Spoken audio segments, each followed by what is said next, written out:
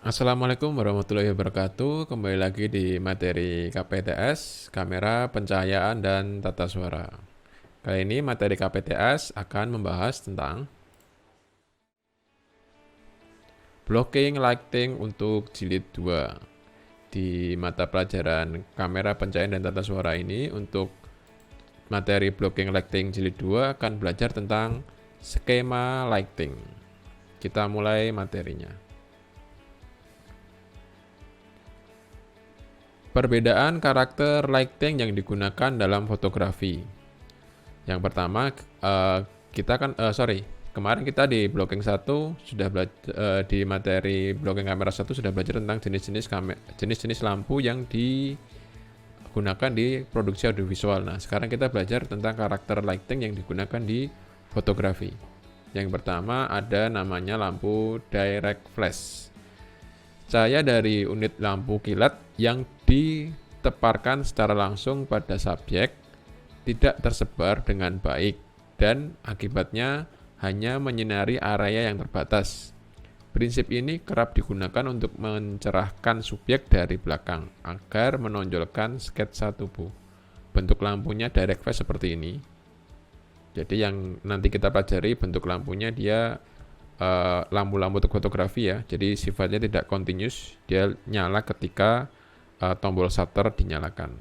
Bentuk lampunya seperti ini, dan ini contoh hasilnya untuk direct flash. Kemudian yang kedua ada strip softbox. Strip softbox dilengkapi bentuk memanjang yang umumnya digunakan untuk meneparkan cahaya pada area sempit. Ini akan sangat praktis apabila Anda ingin menangkap seluruh tubuh subjek secara indah. Ya, jadi bentuk lampunya seperti ini. Dia ada strip softbox itu seperti ini. Jadi kayak persegi panjang gitu. Untuk membuat lampunya juga lebih soft dan diarahkan untuk lebih memanjang dan tidak tersebar secara yang seperti direct flash tadi. Kan dia direct flashnya menyebarnya lebih besar ya. Ini dibatasi tapi memanjang. Nah, cocok untuk foto-foto ya potret seperti ini. Ini contoh hasilnya. Oke, lanjut ke reflektor payung. Nah, reflektor payung ini mungkin sering kalian jumpai di beberapa acara resepsi pernikahan, masih banyak digunakan juga. Reflektor payung, cahaya dari bidikan melalui payung tersebar lebih luas daripada yang disebarkan strip softbox dan dapat menjangkau latar belakang. Ini juga menghasilkan cahaya yang paling lembut di antara keempat jenis perlengkapan itu. Jadi kalau di sini jenis cahayanya yang paling lembut ketika menggunakan lampu seperti ini dengan menggunakan reflektor payung karena dirasa menyebarnya lebih besar dan hasilnya lebih halus, lebih lembut cahayanya. Nah, ini contohnya ketika menggunakan reflektor payung, cahayanya lebih menyebar luas dan hasilnya juga soft flat, hasilnya juga lembut cahayanya.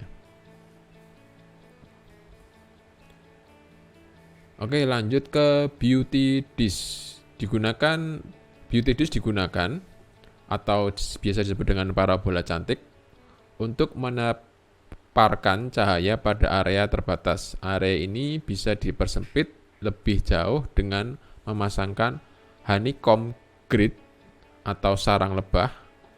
Beauty dish ini atau parabola cantik ini berguna apabila Anda ingin menyampaikan kesan lokasi yang redup seperti dalam gua.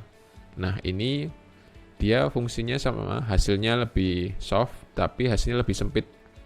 Hampir sama dengan strip box tadi ya. Kalau strip box tadi kan bentuknya dia memanjang tapi lebih sempit gitu, nah, dan halus. Nah, kalau ini dia bentuknya mungkin semacam lingkaran gitu tapi lebih sempit dan lebih halus. Hasilnya seperti ini. Jadi kayak untuk fokus di beberapa titik saja. Nah, bentuknya beauty dish seperti ini. Ada juga dinamakan dengan honey green, itu di dalamnya ada semacam kayak lens filter tambahan. Bentuknya seperti sarang lebah gitu, berfungsi untuk memfilter lampunya supaya lebih halus juga. Hasilnya seperti ini ya beauty dish. Bentuk lampunya seperti ini.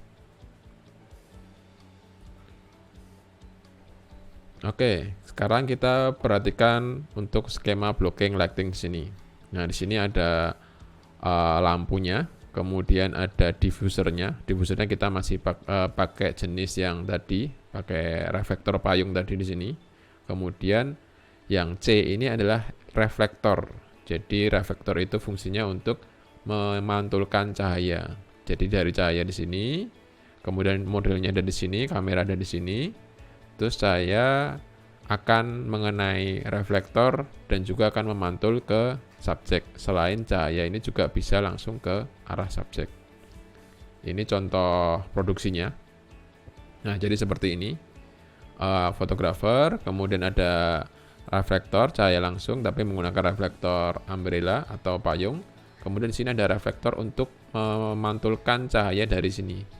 Jadi cahaya ini selain kena langsung ke modelnya, juga mengenai reflektor dan memantulkan cahayanya ke bagian sisi sebelah kiri subjeknya.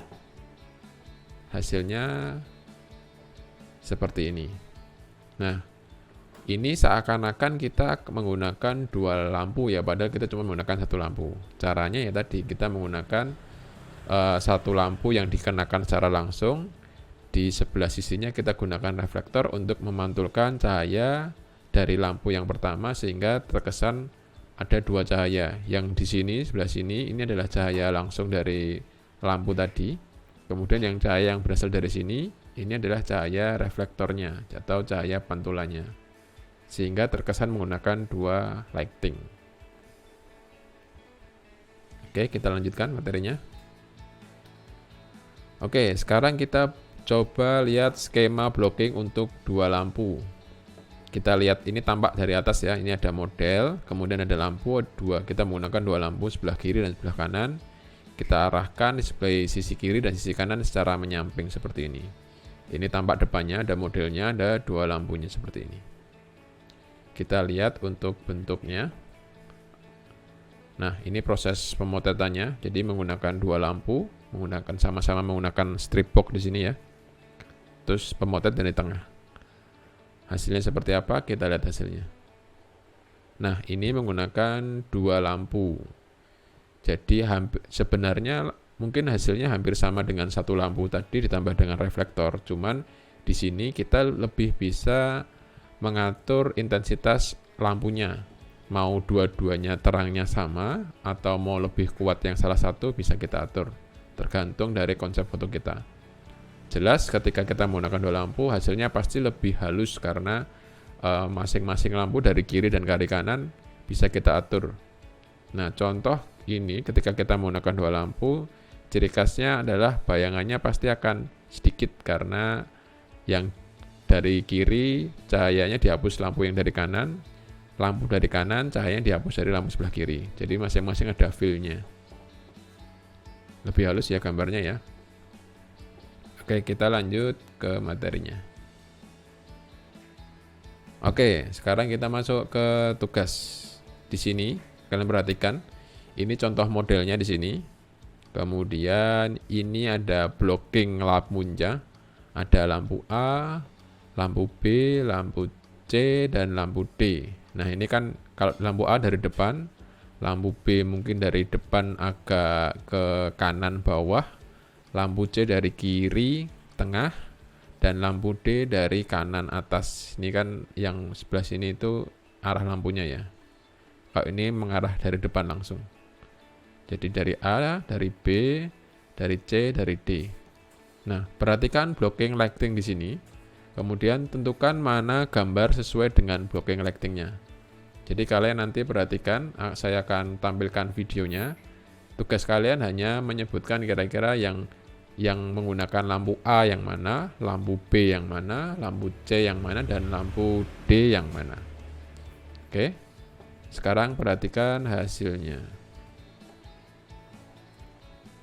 Oke, nah kalian perhatikan hasilnya ini. Ini mungkin nggak urut ya, nanti kalian yang kasih urutannya untuk mengerjakan tugasnya.